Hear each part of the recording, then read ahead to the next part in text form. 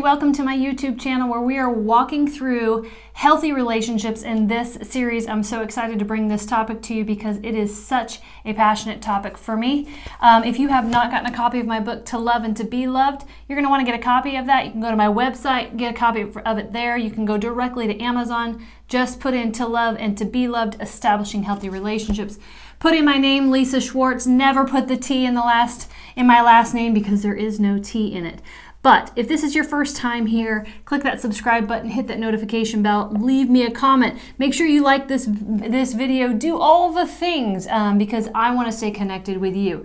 So many different ways we can connect. If you have been following along in this series and you're starting to wonder, oh gosh, I think maybe my relationships are not as excellent as they could be. I do think there are places in my own life where I can be working on coming into better communication, better connection, cultivating a better personality within the relationships that I am in, and you want to connect about those. Book a discovery call. Let's connect for 15 minutes. That is no cost to you, but I want to connect with you and we can talk about ways that we can really start working together to move you towards the most excellent design of your relationships. Remember, we want to chase down all that God has in mind for us because you and I are created for connection.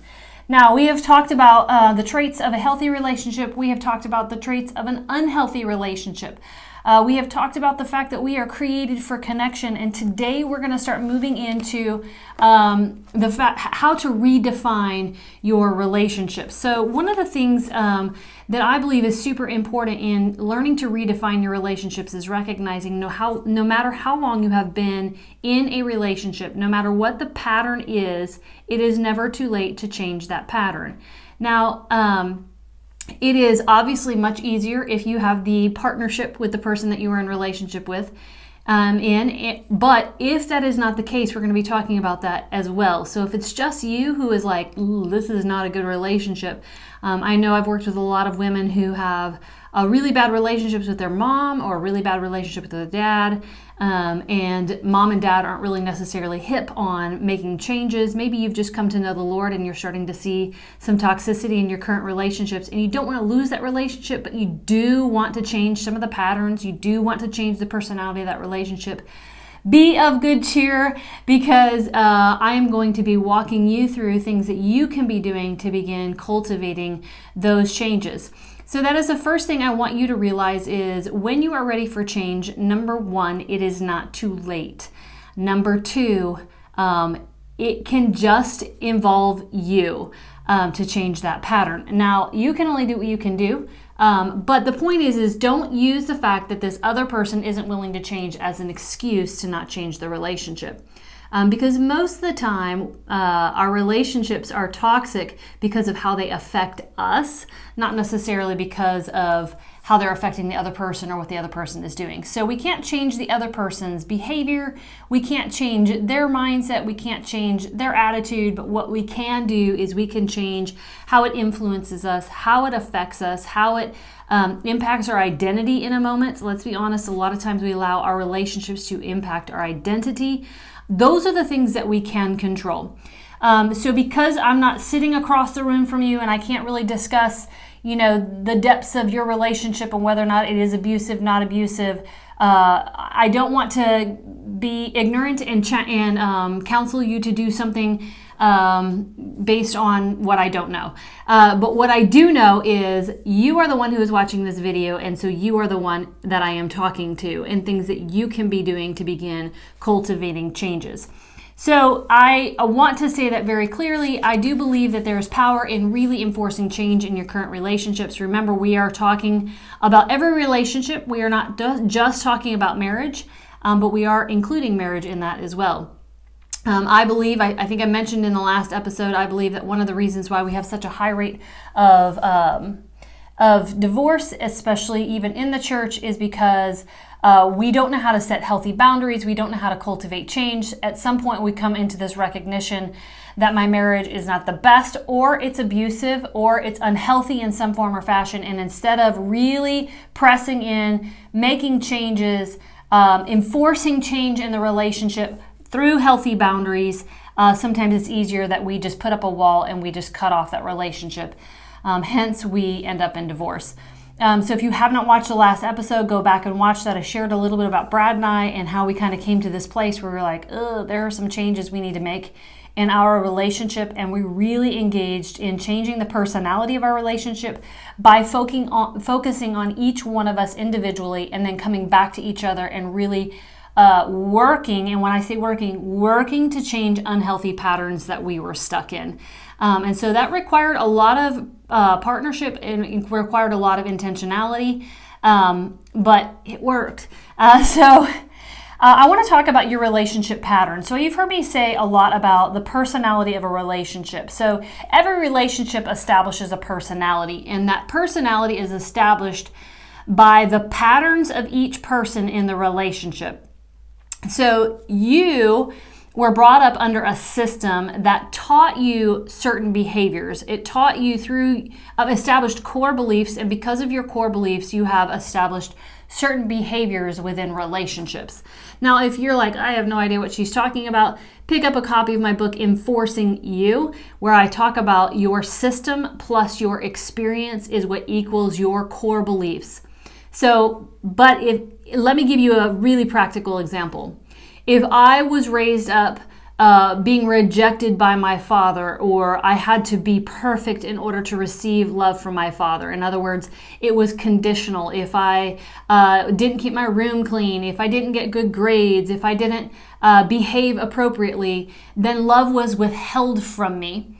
What that teaches me, that's part of my system and my experience, and what that teaches me is maybe a core belief that in order to be loved, I have to do everything perfectly. It also kind of teaches me that I'm easily rejectable, or that I'm not lovable even in my faults.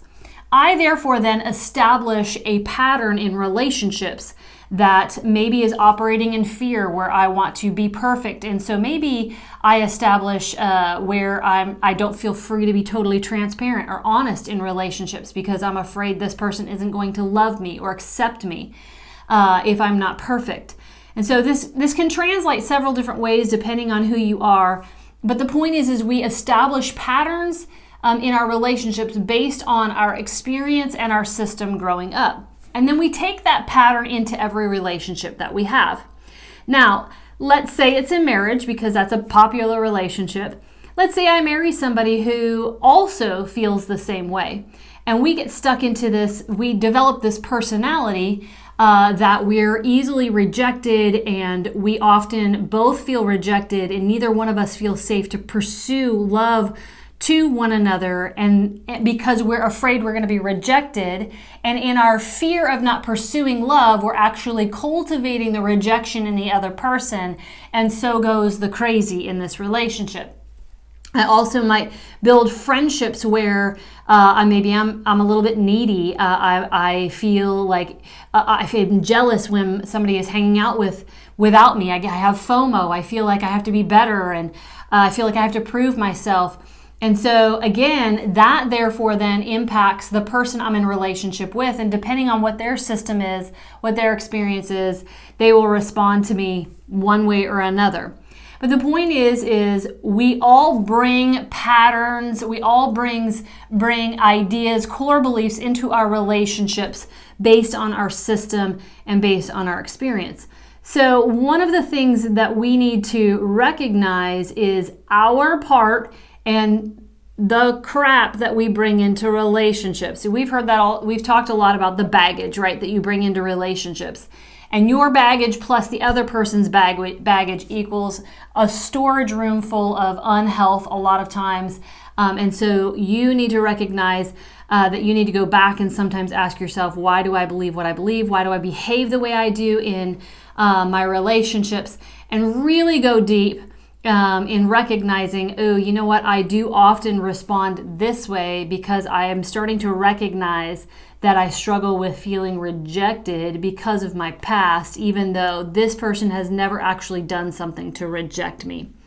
I'm giving you a lot of information, but bottom line, I want you to recognize that you have a relationship pattern in your life. And if you look at most of your relationships, you will recognize that you have some similarities in how you respond. Now, often you'll have that one or two relationship that feel freer or feel different because that person maybe has cultivated, maybe they've responded differently to you. And so the personality that the two of you have established in that relationship is a little bit different. A lot of times, let me give you an example. So a lot of times we have, I don't know if you've noticed this, but sometimes when we go back to our parents' house or we go back to the home that we grew up in, we catch ourselves slipping into old patterns. Or maybe when you're dealing with your siblings, you catch yourself responding or behaving ways you would have years ago because you don't really spend a lot of time with those people on a regular basis. Most of us don't.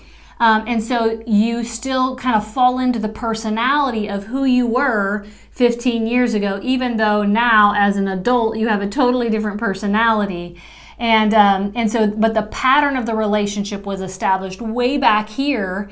And if you haven't grown together in adulthood, a lot of times when you go back to that place, you find yourself behaving the way you used to, responding the way you used to. That really bothers me. I get frustrated when I catch myself falling into old patterns.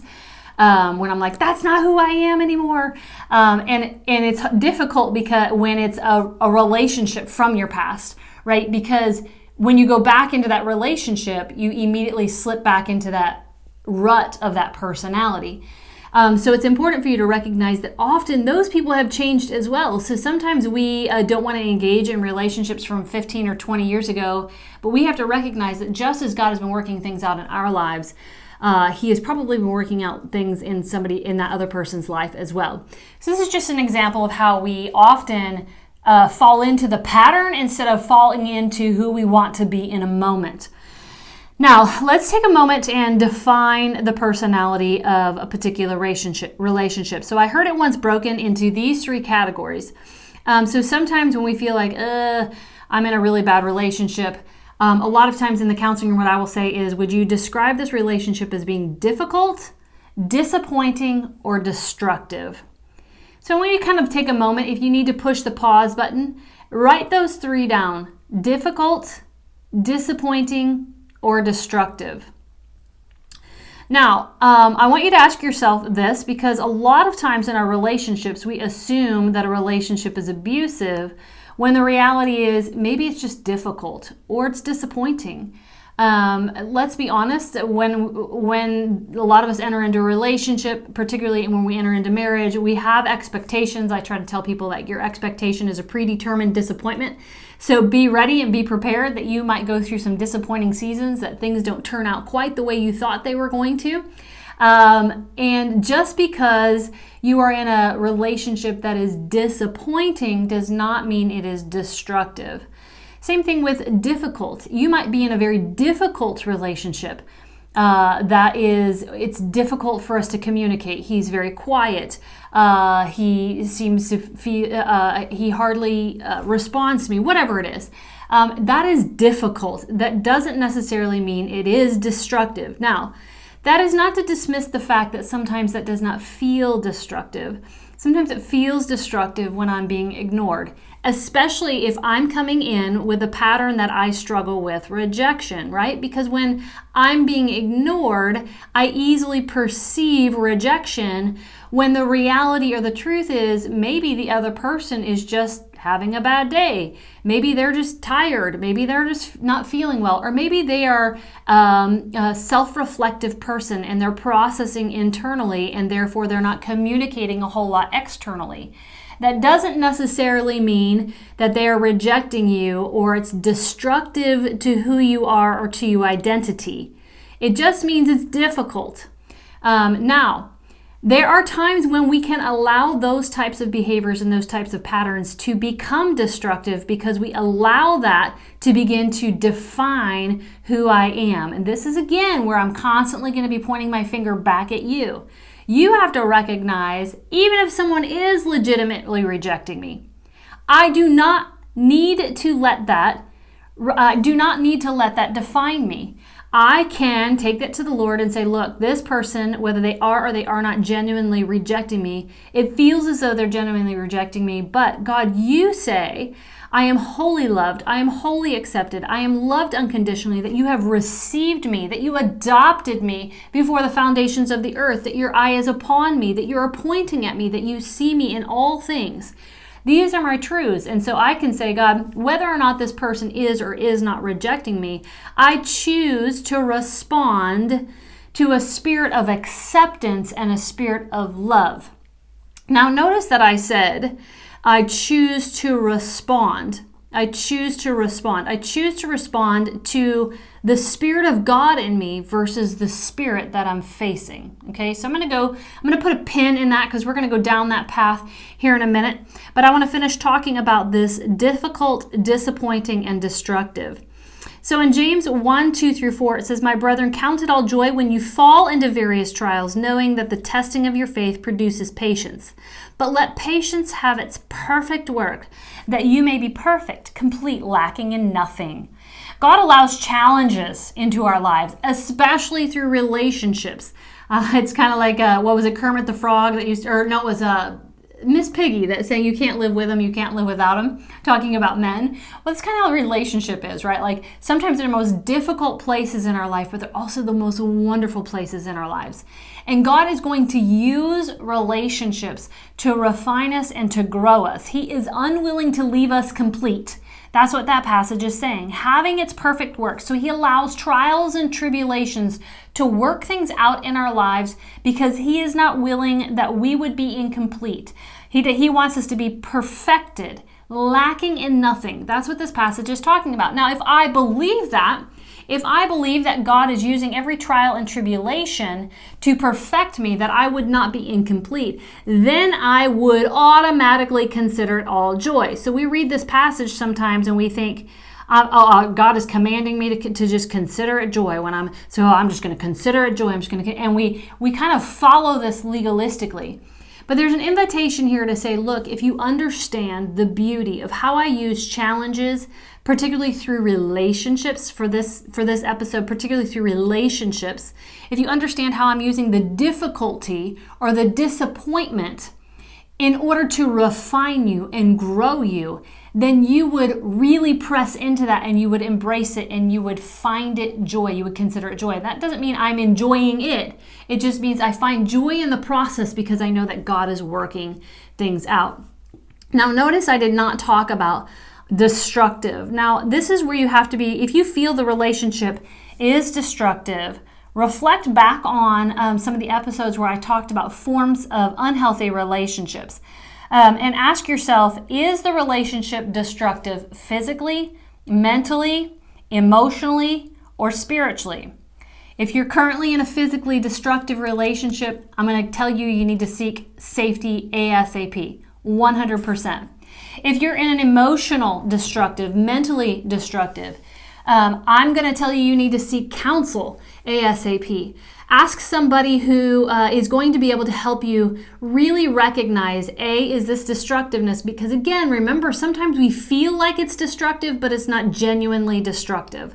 And so I think there's a place there for you to really self-discover, how am I perceiving things? Why is this destroying my mental capacity, my emotional? Is that genuinely the motive of the person I'm in relationship with?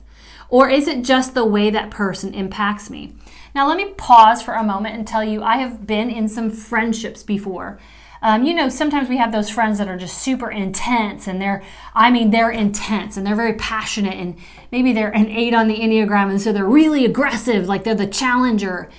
And for some of us, that can feel very overwhelming. And if you're not confident in your own skin, if you don't have courage in a moment, that can feel very oppressive. It can feel very cruel. It can feel like that person is very mean if they're overly confrontational. So again, you may need to take a step back to really reflect on who you are, and is this person and the way they're treating me, is it impacting me and impressing me so negatively because of the things that need to be matured within me? That's so important. And that's okay. There have been times that I'm like, look, I need to take a step back. I need to grab some space between me and this person because I notice that when I'm with them, I feel a certain way.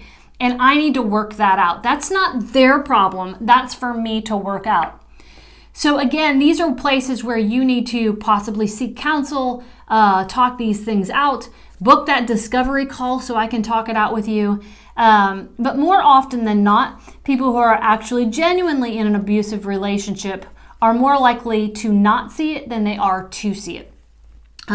So again, go back, get the book, reread Forms of Abusive Relationships, Forms of Unhealthy Traits Within a Relationship. So let's talk about redefining the pattern. So once we have decided I want to redefine the pattern, I don't like the pattern of this relationship, I don't like the pattern of this relationship, and chances are you're going to see the same thing in each one of those relationships because you're the common denominator in those. So this is where you get to really start looking in the mirror and saying, okay, what do I need to change in my own mind and in my own heart in order to enforce a change in this relationship? Romans 12:2 says, and do not be conformed any longer to the patterns of this world, but be transformed by the renewing of your mind, that you may prove what is that good and acceptable and perfect will of God. So when we're looking at this verse specifically in relationships, remember we've been talking a lot about the patterns. We're talking about no longer being conformed to the pattern of which you have set through the behaviors, through the mindset, through the predetermined core beliefs that you've brought in, but rather you're choosing to intentionally renew your mind so that you can begin to shift your patterns within every relationship. So to create new ruts in your mind. So I often say, like, if you've been in a pattern over and over again in your relationships, you establish kind of a grid in your brain. And so you want to create a new grid, new ruts. So that is going to require you to engage by changing your thought pattern. Now, this is where I'm going to kind of really, really, really strongly advise you to go to some of my enforcing prayer episodes. In fact, I'm going to probably incorporate one in here. But I want you to go to my enforcing prayer episodes where it really demonstrates how to use the scriptures to begin to enforce change in your own mind and in your own thought process. So, for example, if I feel like I struggle with fear in relationship, the Bible says perfect love casts out all fear. And so I might really engage in changing my mind and saying, like, oftentimes I fear being rejected or not being loved. And so therefore I act a certain way to avoid being rejected. So we see this a lot with kids when they lie, when they're not honest. I will tell parents, well, your child doesn't feel safe to be honest. They're operating in fear. And so part of the parent's job is to cultivate an atmosphere where the child feels safe. But if that is you as an adult, you have to ask yourself, like, do I feel like I don't feel free to be totally transparent and be totally honest in all of my relationships? Whether it's a coworker, whether it's your boss, whether it's your spouse, whether it's your children, that is an area where you are operating in fear. And the antidote to that is, I'm not convinced that even if I'm honest with this person and this person does reject me, that I'm still being saturated by the perfect love of God. And therefore, I have no fear of this person not loving me. So look, I'm not finding my hope in going, oh, surely this person's still going to love me. I'm finding my hope in that even if this person doesn't love me, I am loved perfectly by the God of all gods. So if I begin to recognize that this is a pattern that I struggle with, I might take that passage of scripture and really begin to declare and decree, God, you say that you love me and you love me perfectly. And your perfect love is what will cast out all my fear. And so I confess, God, that I fear not being loved by man. And I recognize, Lord, that the answer here is not to be loved by man, but the answer is to be loved by you. And so I just receive your love right now in the name of Jesus. I receive it from the top of my head all the way down the tips of my toes. God, I agree with you that you say I am loved wholly, perfectly, just as I am. And I receive that love wholly, perfectly, and just as I am. Now I'm going to do this demonstration. So then you're going to take take a look at yourself in a mirror. So I have my mirror here, and you're going to say, Lisa, you are loved perfectly. God has loved you since the beginning of time. Receive his love from the top of your head all the way down to the tips of your toes. I speak against fear that would cause you to operate in ways that are not in the perfection of your design in every relationship. And I breathe the love of God over you in Jesus' name. You are loved perfectly. So this is how I'm going to begin to really transform my mind. Now, I know you're saying, I thought this was about my relationships. It is about your relationships. But remember, I'm saying that your relationships, the health of your relationships is directly connected to your relationship with God and your relationship with you. So this is the first step in really starting to redefine the patterns in your relationship, is for you to take a look in the mirror and say, what kind of a pattern, what kind of a thought process, what kind of core beliefs did I bring into these relationships? And how can I begin to attack those with truth?